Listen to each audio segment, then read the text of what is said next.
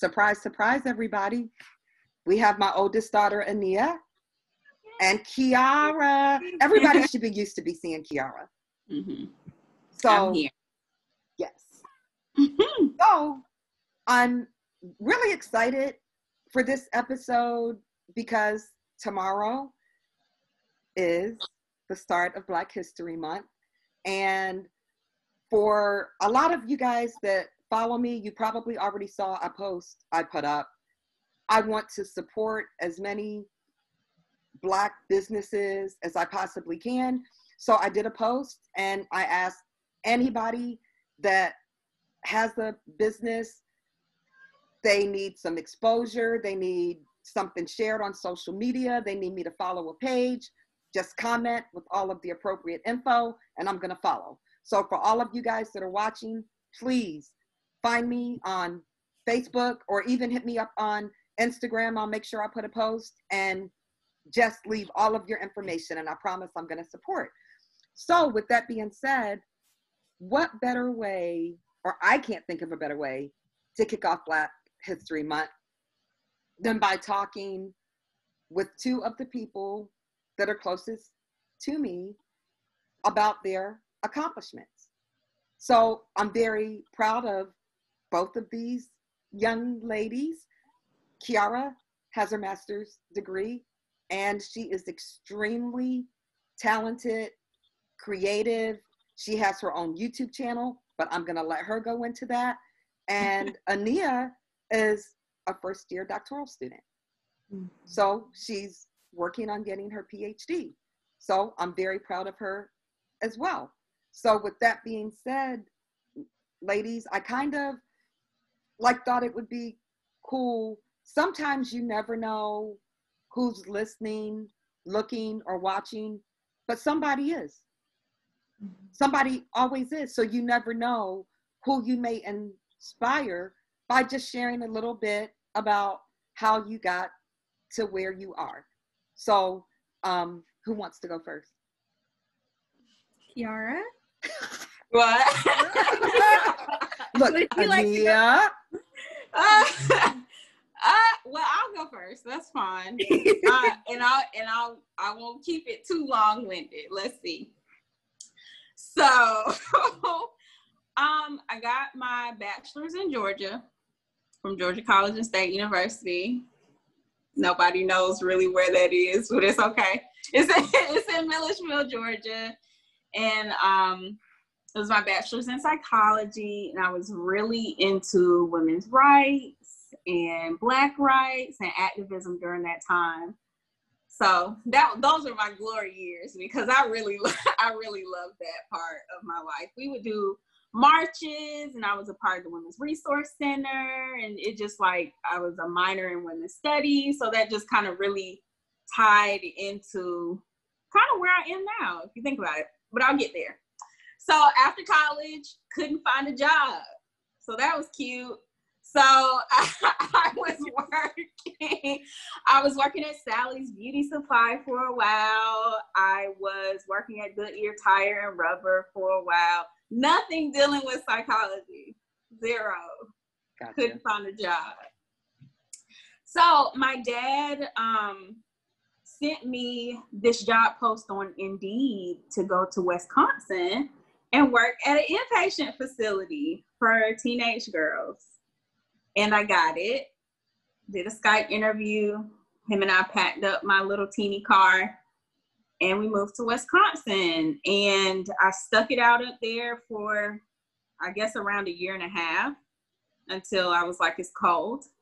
I don't know how you both do it. More power to you, because that cold weather, me shoveling my car out the snow by myself and being expected to show up for work, that was a lot. So y'all are tough for that, I will say. So I applied to my master's program at Clayton State University.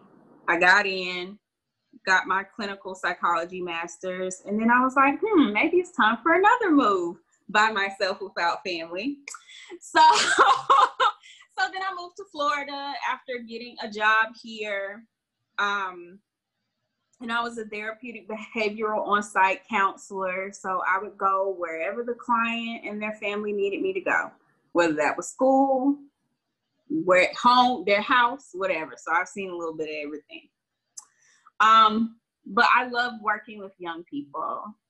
And I feel like that's where I've always been. It's always come full circle to working with young people. Even in college, when we did research, we did this kind of like reading literacy with the Head Start little kids. And so it's just like a lot of things coming full circle.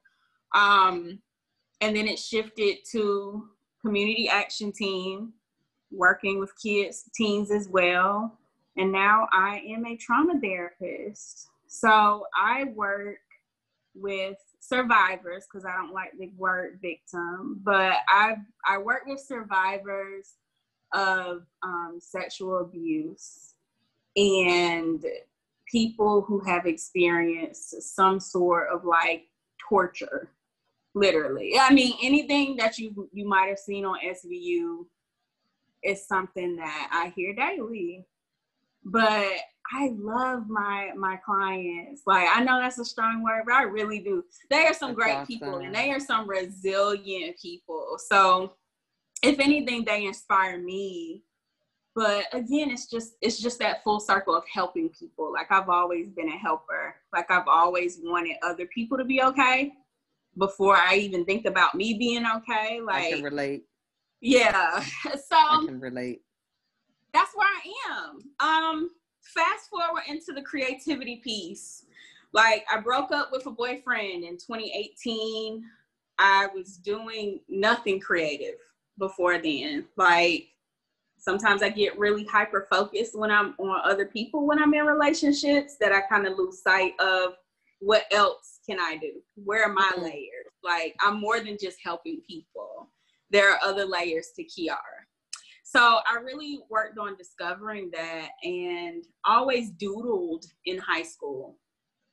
So I decided to kind of take it seriously and started drawing, and it was my best tool of coping after that breakup. And she's awesome. Like, and honestly, this is going to be a large statement, but me shifting into a creative space makes me more proud of myself than any degree that I've gotten.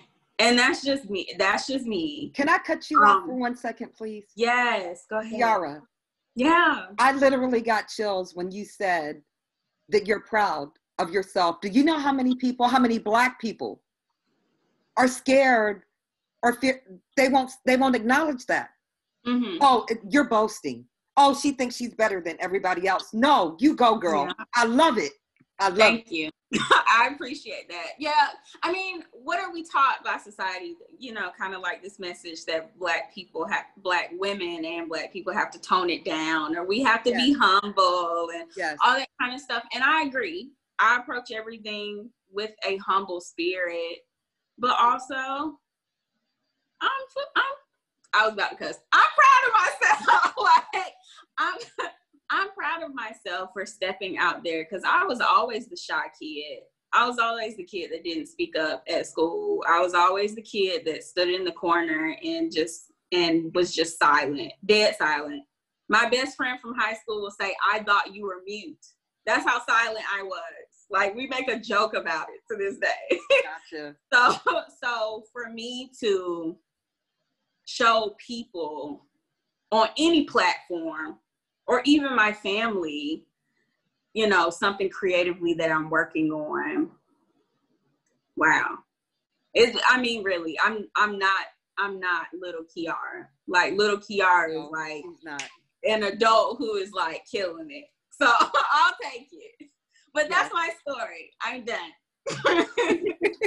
Thank you, Kiara. No problem. Ania. Yeah. I transferred 4 times in undergrad, but graduated from Auburn with my bachelor's in psychology, like Kiara. And then I got my master's in human development and family studies, also from Auburn.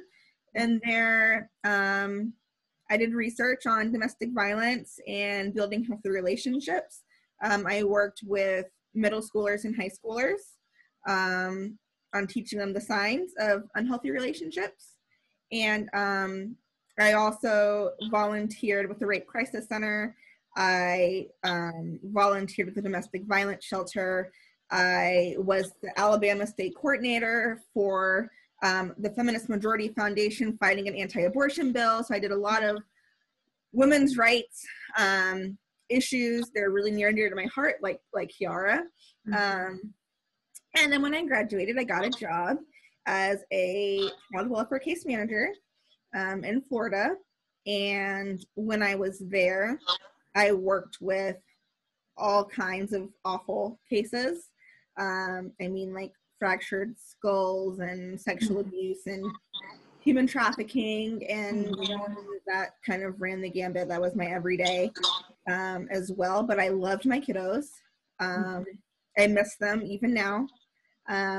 They were my kiddos. They were also very inspiring and really, really awesome and resilient. But yeah, so I decided that I wanted to learn more about human trafficking and being an anti-trafficking specialist, or whatever that looks like for myself. So I found a program that's working with domestic violence and trafficking, so I can combine the two. Yeah, and so that's what I'm doing on my PhD in sociology. And you didn't say where you're going for that, or University of Delaware. Go Blue Hens. So yeah, so that's kind of my story. Also, I overcame a lot to get to where I'm at. There was so many times where I, came face to face with racism and ableism and sexism and all the isms. And it's hard to separate any one of them to know why exactly don't you like me this time? Like, why can't I do it this time? Is it because I'm Black, or is it because I'm a woman, or is it because I'm both? But I overcame a lot, so I'm really proud that I'm here, and I also feel very grateful to be here because it's not just me that got me here. My family was a really big part of that. Go mommy. And yeah, that's just kind of my story. That's that's where I'm from. That is awesome. I'm proud of you too, Ania. Proud of you too. And, thank you, Kiara.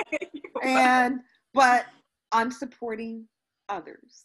I'm shouting you two out because everybody deserves a platform. Everybody deserves to be heard. And one thing I want to say, especially since, both of you are Black. You're successful. Both of you two are successful Black women. Not only, so for me, I'm thinking, damn, they've broken cycles. So not only do we have two successful Black ladies here, we have two successful Black ladies that broke a cycle of not having to be single parents. Actually trying to build a foundation to not only have a better life for themselves, but to try to plan, and if they should ever choose to go that route, they're going to be able to give their children a better life. Like that's awesome. That is, to me, that's a big deal, especially from like my generation, even parents' generation. You guys have learned some kind of way to not only just put yourselves first, but it's like, no, I deserve better. I'm going to put in the work. I'm going to do what it takes, and I'm going to have better. And you guys put in the work, and it's paid off. And I got to let you guys know, there's just a tad bit of an age gap between me and Kiara. Just a tad. Just a teeny. Kiara is one of my closest friends. That she is amazing. She's amazing, and she's a friend. We confide in each other. Mm-hmm. She knows a lot of my secrets. She's awesome and so well rounded. And if I'm putting you on the spot, you don't have to answer. But I want to ask you a question about your artwork. So yeah. Clara, have you gotten to a point, or have you thought about it? Are you interested in like trying to sell any of your artwork, or maybe share anything with us? I know. Okay. So even though I have overcome things too, like Ania said, I am still working on overcoming my performance anxiety. The anxiety of putting things out. Yes, I love people to see it, but it's just like, I want it to be a certain way. Like this is a part of me. I want it to be a certain way. And I'm still fairly new to this. If I think about me creating art, legitimately creating art, it's been two or so years. So like fully, so yes, long story short, there will be some on the way. Like I'm trying to learn more skills, use more like different tools, like different mediums, painting, charcoal, just getting my hands on anything just to see what I like and where it lands and what I can do with it. So yes, there will be shirts and mugs and all those wonderful things, hopefully this year, because I have some pretty cool designs. And I told myself that, instead of investing or continuing to invest in these big brands like Nike, like what I'm wearing now, and Adidas and all those different things, like I'm really going to start shifting into buying my own, like investing in my own designs and actually wearing them. Yes. So I can sell them and so other people can enjoy them too. So the shift is coming. I love Continue to pump me up on it. I will. Please do. I sure will. Speak life to that, because it's something that I'm becoming more passionate about, and I really want to pour more into. So it's gonna come. Mm-hmm. And before we close out, I want to ask both of you guys a question. Have you guys ever encountered somebody, just a stranger, or maybe even somebody you know, where they look at you and they're like, oh, so what are you doing? And then like when you answer or you list your accomplishments, mm-hmm. they're speechless? Mm-hmm. Has that happened to y'all before? Yes. Mm-hmm. How does that, were they black or white? White. Yeah. Yes. How do y'all, so, okay. Last question. And how do you guys respond? And how did it make you feel? You know what? I had an older white male make a comment to me one time about, what did he say? Oh, do you have your high school diploma? And I was like, actually, I have my bachelor's and my master's too. That's why I'm qualified to assist your family member. And he was like, oh. I was like, oh. With the head tilt. Okay. So, yeah, I make sure I don't go out of my way to say that. But if somebody tries to make a little jab towards me, then I'm like, you just set the tone. You just tagged me into the boxing ring. Here we go. Exactly. Like, actually, I am qualified and competent. I have this under my belt. I know this modality. Like, so, yeah. And then my dad always taught me, like, of course, like all of us, you have to work 10 times harder. You have to be 10 times smarter. My mom said, yes. Yeah. And, so Don't dim your light. Make sure people know. That's right. If they try to, because people will try to, right? People will try to make you feel less than. Like, okay. So it's on you to remind them who you are. That's true. So I'm gonna do that every time. Okay. See, now you guys see how her and I ended up being so close. Oh yeah. Look at Ania. Yeah, I had two instances, actually. One was also with an older white gentleman. I was at a research conference in Vancouver, and we were in a really, really fancy hotel. And I got in the elevator with him, and he was like, "What are you doing here?"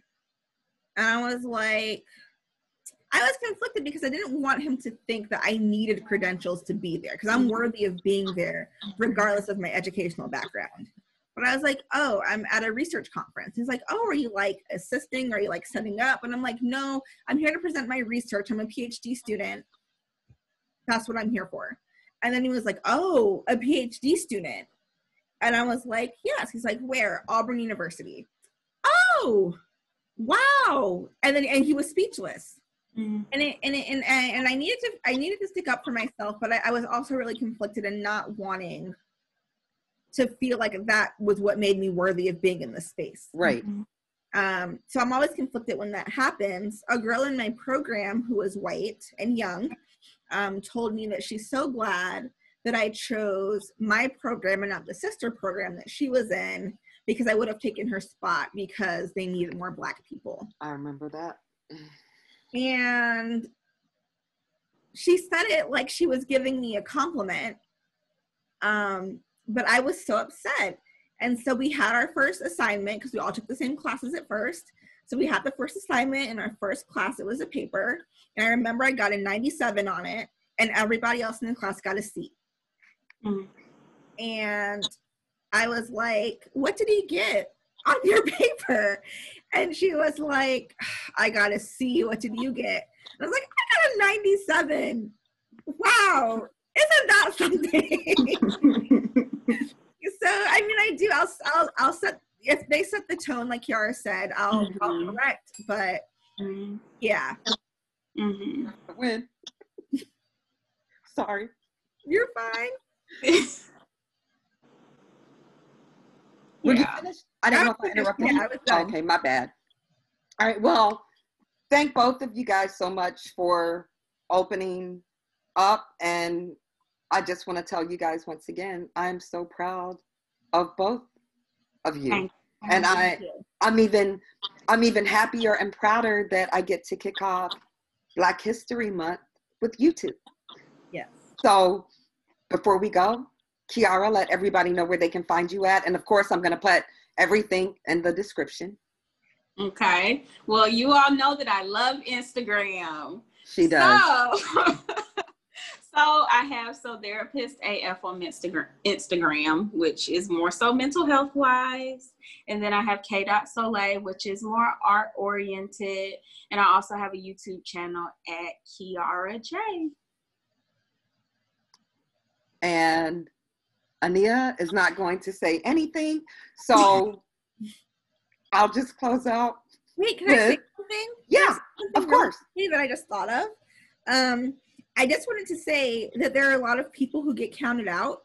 And so if anybody is watching this who is a first generation student, who came from a broken home, who suffers from mental illness, who struggles with their relationships, who got divorced young, who got broken down by mentors, who got disappointed in the system, who fell between the cracks. Like, I had all of those things. And I am where I am, and it's possible for anybody else to get there too. If I can get there, so can you. I just want to normalize that, like, what happens to you does not make who you are, and there's nothing that can stop you from accomplishing what you want to accomplish if you're willing to work for it. Yeah. Love it. Go Ania. Good. That is true.